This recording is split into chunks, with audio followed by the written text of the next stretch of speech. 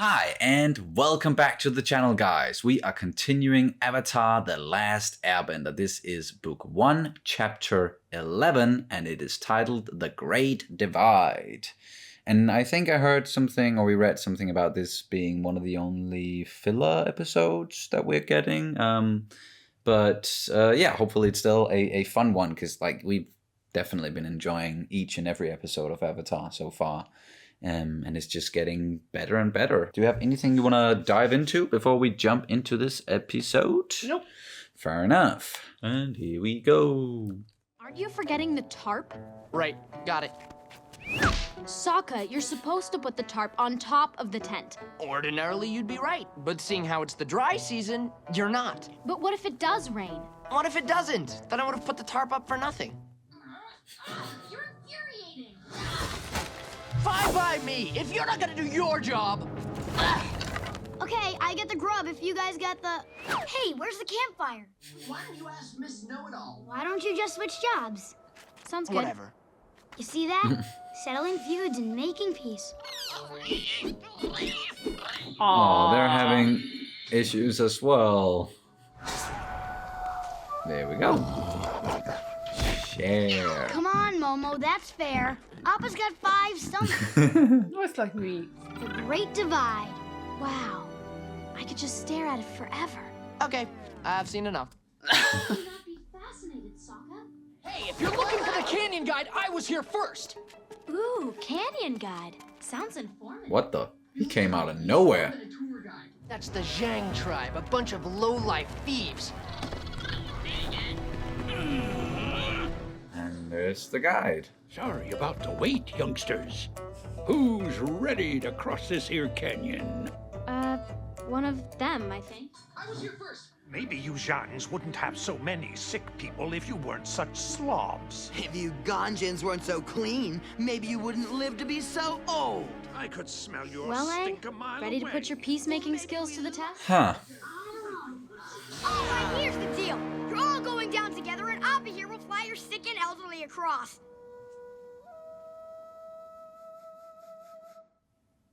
Good compromise. Great. Are you sure it's a good idea getting involved in this? I'm not sure. But when have I ever been? He's the Avatar, Sokka. No food allowed in the canyon. It attracts dangerous predators. How long is the... Ah, a day. Whoa. Appa's gonna take good care of you till we get there. Very different cultures. Guess the spirits are still angry. Hope you all brought sacrifices. We'll be safe now.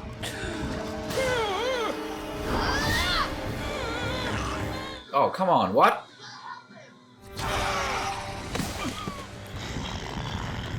Okay, now we gotta help me! Oh, that's a nasty looking bug. Pick it up, spin it around. Yep. What was that? Without my arms, I got no bending. In other words, We're trapped in this canyon. Oh, Sticking together is the only way to... I'm not walking another step with the likes of them. Now there's something we can agree on. Okay. Any ideas? Sokka, you go with the Zhangs, and Katara, you go with the Gan-Jins. See if you can find out why they hate each other so much. because they're related, just like Sokka and Katara. Eagletonians and Ponians. Yeah, yeah, that could be it as well. It's the dry season. Exactly! Besides, we like to use the tarp as a blanket. Finally, someone gets it. You really think it'll rain? No, but you can never be too careful, right?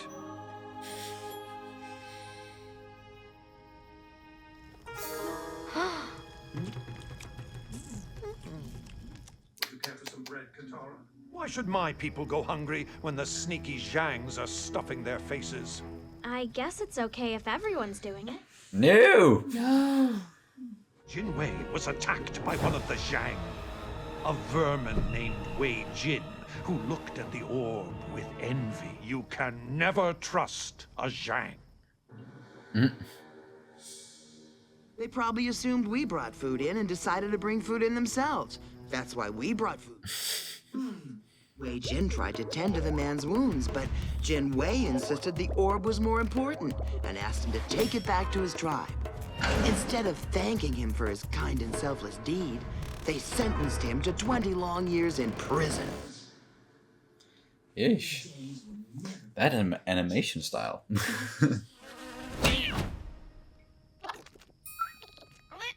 Nah.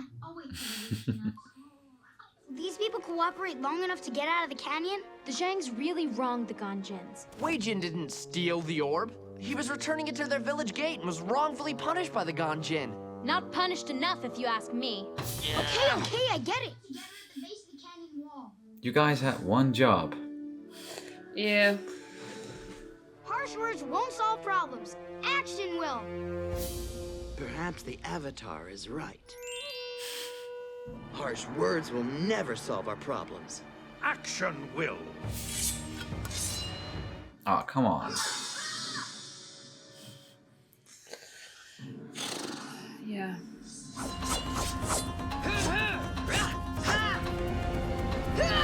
Stop it. Yeah. And all the food just, yep. There's food everywhere.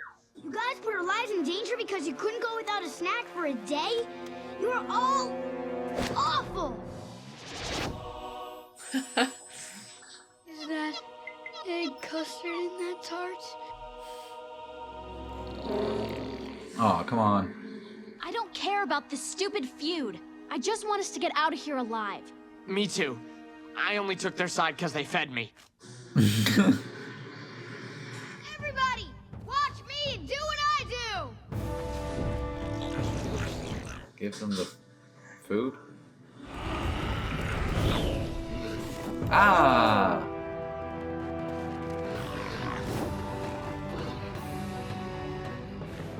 Working together. Now follow me! We're riding out of this hole! And use them to get out of the hole or out of the canyon. Good idea, Aang. We made it! Oh. And back. I never thought a Gan-Jin could get his hands dirty like that. And I never knew you Zhangs were so reliable in a pinch. Perhaps we're not so different after... Yeah, no shit. Too bad we can't rewrite history. You thieves. Oh, okay. Secret orb from Jin Wei. Jin Wei? Wei Jin? I know those guys. They were brothers. Twins, in fact. Of course. And there were 8. The sacred orb from the legend? That was the ball. There was no stealing and no putting anyone in prison. Just a game. You're saying the sacred orb was actually a sacred ball? Nope. Don't get me wrong. Wei Jin was kind of a slob, and Jin Wei was a little stuffy. That much is true. But they respected each other's differences enough to share the same playing field. I suppose it's time we forget the past. And look to the future. Did you miss me? I cannot thank you enough, Avatar. Well, you know, I try. Oh! Let us travel to the Earth Kingdom capital as one tribe. I'm going to. I'm sick of this place. That's some luck you knew Jin Wei and Wei Jin. He did not. Call it luck, or you Yeah. call it lying. What? I made the whole thing up. You did not. Now where's that custard tart? I'm starving.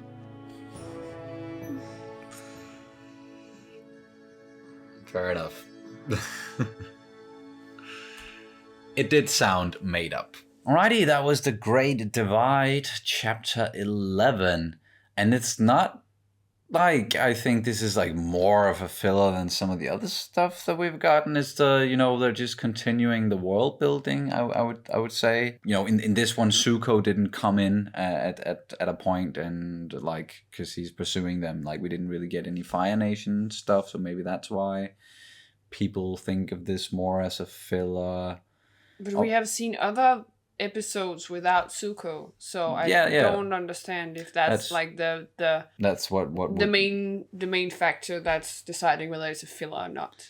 Yeah, but I don't know what's deciding whether it's a filler or not, or if it can also be like something that they've said themselves. You know, the people like working on Avatar is like, this episode is not really a part of the story, but we had to fill in some time, or I don't know. Either way, I actually thought it was enjoyable, and it had a good like morale and something that is actually, you know, pretty relevant in today's world, and something that's, yeah, it's always been relevant. It's just how we as people and societies and different cultures, how we work together and try to look past our differences and not just focus on the past, but focus on the future, and this whole notion of working together, even though you are different. It's a good lesson. Yeah, and I brought up one of my favorite series of all time, Parks and Rec. Mm-hmm. I brought up Eagletonian. Eagleton versus Pawnee, and because this was very much like it. It was like you had the slobs on one side, and then you had like the snobby, very posh people, stiff people. Yeah, so it's just a classical trope, I'd say, in that regard. It doesn't. Once again, I am a sucker for tropes, so it was great for me at least. Yeah. I thought that it was it's a rather simple message, but still a good one, and still like very, very, very relevant, that you need to work together and with these overcome your differences. Yeah, and overcome your differences, because we are different, and we are gonna be different, like depending on where we live and from what culture we are from. And it doesn't mean that anyone is right or wrong. It's just differences, and we just have to learn how to live with those differences and still work together. So yeah, and I think this did a pretty good job of showing us something like that, and it is good for kids to see something like this, I think, where it's a very clear message.